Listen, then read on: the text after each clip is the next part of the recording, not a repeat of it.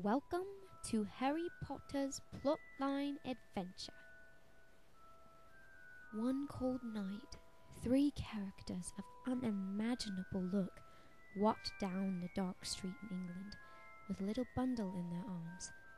This young baby was Harry Potter, the boy who lived. During the early years of Harry's life, he was forced to live in the cupboard under the stairs. Harry never thought his life would be any more than what he had with the Dursleys, until he received a letter. It was a curious letter, with bright green writing which was addressed to him.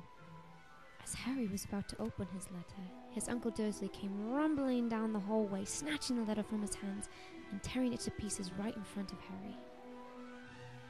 Over the next few days, letters and owls were appearing all over town, with letters addressed to Harry. But consistently, his uncle would get to them before Harry could even touch the desired letters. Soon, the letters were becoming such a commodity that Uncle Dursley swooped his family into the car and carried them all to a secluded shack off the coast of England. That night was Harry's 11th birthday, alone in a darkened shack, wishing that his life could be different. A few hours later, there was a knock on the door, followed by a pounding. The door fell open, crashing to the ground, and there stood a giant the size of the doorway itself. Hello, Harry. You're a wizard, Harry. Hagrid then handed him a letter. Dear Harry Potter, we are pleased to inform you that you have been accepted at Hogwarts School of Witchcraft and Wizardry. Please find enclosed a list of all necessary books and equipment. The next day, Hagrid took Harry to the Wizarding World, where he was able to buy a wand, owls, his robes, books, and eventually different types of candies and treats. After all was bought, Hagrid bid Harry goodbye and urged him not to forget his train on platform 9 3/4, which would leave the following day.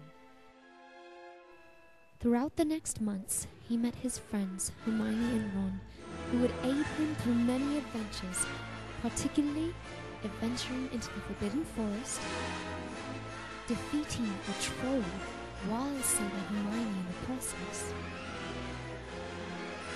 standing up against Malfoy, a young, blonde, stuck-up pureblood who didn't like Harry and his friends at all, and Harry participating as Seeker in the game Quidditch.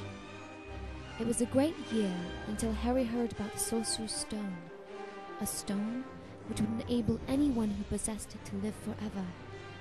Harry searched for information on the stone and was soon led to believe that a Professor Quirrell was trying to find the stone for himself to live forever. Harry and his friends ventured past the giant dog Fluffy, defeated a living chess game, fought against vicious flying keys, and eventually found the correct position to open the door to a large room. There was Professor Quirrell standing alone in this room. Harry asked him what he was doing there, and in response heard a hiss. Professor Quirrell turned his head and removed his turban.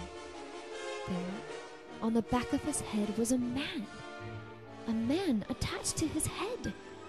He hissed again before talking straight to Harry. Harry Potter. Who are you? Harry exclaimed. I am Voldemort. Harry's blood ran cold. This was the man who had killed his parents 11 years earlier and had given him his lightning bolt scar. Harry knew now that this would be the climax of his first year at Hogwarts. Suddenly, something heavy appeared in his pocket. He had the Sorcerer's Stone. He had it. Kill him, Voldemort exclaimed as Professor Quirrell flew towards Harry, grasping his throat in such force that Harry didn't know if he could move.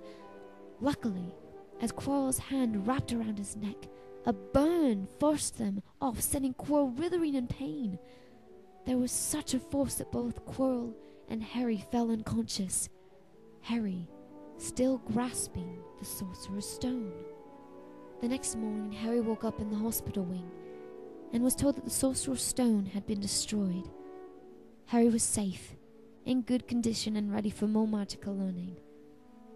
The year had ended, and as Harry boarded the train to return home watching the Hogwarts castle fade in the distance, he knew he would return the next year for more adventures and more magic. Just then, his scar began to tingle, and he knew life would never be normal again.